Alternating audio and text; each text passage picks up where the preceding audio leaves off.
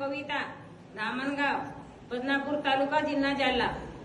बर, मला अशी गुचकी लागली होती। काय लागली होती? गुचकी लागली होती, कशी? ढेकर आल्यासारखी। बर रात्रंदिवस मला झोप नव्हती, 8 दिवस बर सारखी गुचकी चालली होती। बर गुरुवारी येता आले, गुरुवारचा आशीर्वाद घेतलं, माझी गुचकी थोडी थोडी राहून गेली। त्या दिवशी आशीर्वाद घेतलं तेव्हा बर माझा नवरा इतका दारू पित होता, मरणाची। किती पेत होता मी याला मुडदा काय माहिती? माझ्यासोबत आला नव्हता। आला बी नव्हता का? नाही, बर दुसऱ्या सोबत घेऊन आली होती मी सोबत। बर बर बर बर तो माझ्यासोबत आला नाही। मग दुसऱ्या गुरुवारी हा. 4 वाजता उठला आणि मग इकडे वाट धरली त्यानं। बर. मला यायचं म्हणजे मलकापूरला। अरे तुला बोलती बाबा. हा तेव्हापासून आले, हा. त्यांची दारू सुटून गेली इथं। आता त्यांची. हा हा बोला ना. घरच्यांची दारू सुटून गेली इथं।